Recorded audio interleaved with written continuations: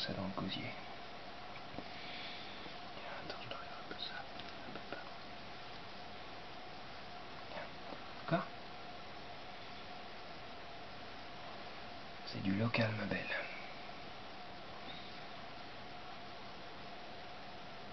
Du bœuf ariégeois. Bon, par contre, il y a un peu de sang avec, mais j'imagine que t'es pas pour le halal, toi. Allez hop, mange-moi ça. Fatigue. Oui. Voilà. Viens par là.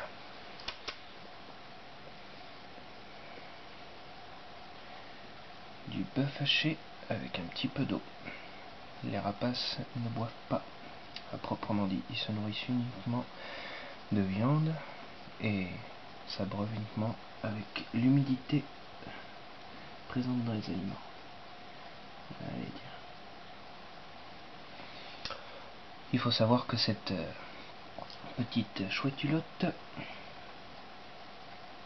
m'est tombée sur le capot de la voiture hier soir. C'était une rencontre relativement percutante. Et eh bien, ce soir, elle retournera où je l'ai trouvée. Mais je vais essayer de la caler dans un coin relativement peinard.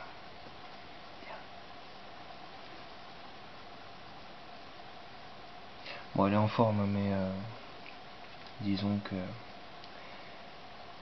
elle a été un petit peu sonnée par le choc. En fait, les chouettes tombent quasiment toutes la première fois qu'elles volent. Mais bon, dans la nature, disons une nature dépourvue d'espèces humaines, elle tomberait dans un champ, au sol. Oh, elle pourrait se faire bouffer par le prédateur, par le premier prédateur venu. Mais sinon, elles tombent toutes dans l'idée où en fait, elles apprennent à voler déjà. Et ensuite, parce que une fois au sol, elles apprennent à chasser en fait. Elles apprennent quels insectes, quels animaux, quelles bestioles elle peut manger. À savoir, eh bien, tout ce qui est batracien, rongeur. Et voilà. Voilà, elle reprend un peu de vigueur là, au fur et à mesure de la vidéo. Surtout qu'il y a mon chat pas loin, du coup, voilà. Elle commence à se gonfler. À reprendre le dessus. On sait pas vraiment si la chouette a plus peur que le chat. J'ai peur pour mes doigts parce que c'est un bec relativement puissant. Je sais pas sur la vidéo si on pourra voir le petit halo bleu qu'il peut y avoir dans ses yeux. Si chez certains animaux ça représente une faiblesse visuelle en général venant avec la vieillesse, chez le rapace et notamment chez la chouettulotte, elle est simplement elle nous aide à définir l'âge. Donc cette petite boule de plume, cette petite boule de plume aurait entre les 4-6 semaines. Allez, mange. Voilà. C'est bon ça. Bon là, tu t'es tapé au moins une belle souris, là, c'est carrément un mur, tu t'es bouffé. Ah ma belle, tiens. Aïe, ça c'était mon doigt. Et donc oui, pour finir, une fois qu'elle est au sol.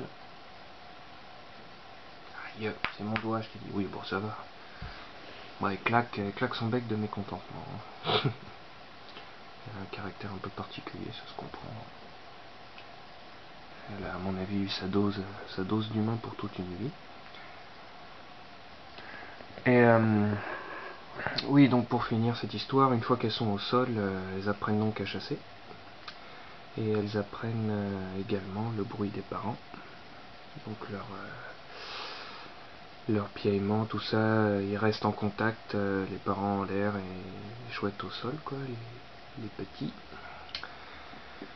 Et par la suite, les parents leur apprendront à voler, à grimper à l'arbre. Il faut savoir qu'elles se... Attends, je vais t'en donner un peu moins que ça quand même. Elle peut grimper aux arbres par la force du bec et par la force des pattes. Voilà.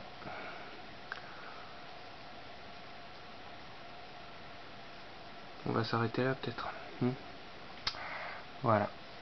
Donc cette petite boule de plume n'a pas de nom parce que c'est une manie chez les humains que de donner un nom. Peut-être ses parents lui en ont donné un, donc je vois pas comment je m'autoriserais la liberté de lui donner un nouveau nom. Puis comme je vais pas la garder, il en est hors des questions. Hein? Bon, c'est la deuxième chouette, hein, la première n'avait pas... Ah là, elle vient de rejoindre le noir. Voilà, l'ombre. Viens là, viens là. Ouais, regarde. Hop. Oui, je sais.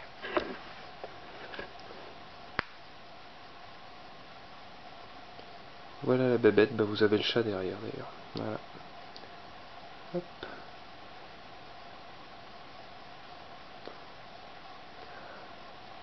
Bon, faut savoir que c'est un rapace qui est relativement habitué à vivre avec l'homme, hein, puisque leurs habitations sont en général dans des arbres, non loin de domicile humain.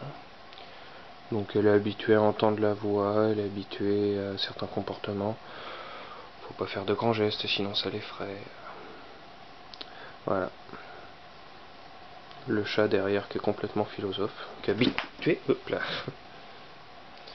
qui est complètement habitué, mais un peu pétochard quand même.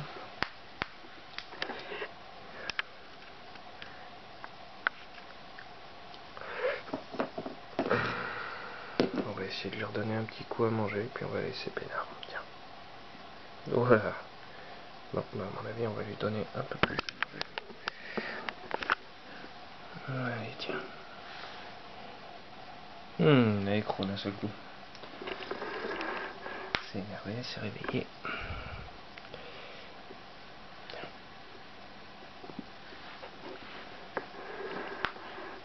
Eh oui. Moi aussi, je peux le faire. Non, mais oh. C'est mon doigt. Pas le bec de ta mère.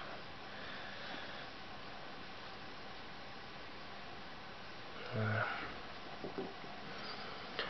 Bon, alors en théorie, il faudrait pas lui mettre trop d'odeur sur les plumes, mais bon. En tant qu'humain, j'ai une faiblesse, c'est tout ce qui est douceur, quoi, donc évidemment, on ne peut s'empêcher d'essayer de toucher ce petit duvet très doux.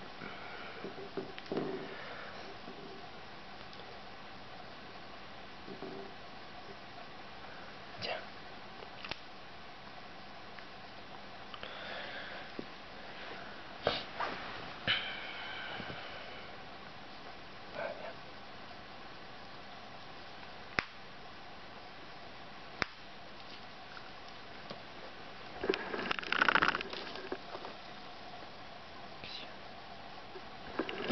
Alors la première, la chouette, est venue vers moi. Bon, elle vient pas vers moi pour mon sourire, hein, elle vient vers moi tout simplement parce que je fais de l'ombre à la lumière du jour. C'est ça? Ouais. Donc voilà.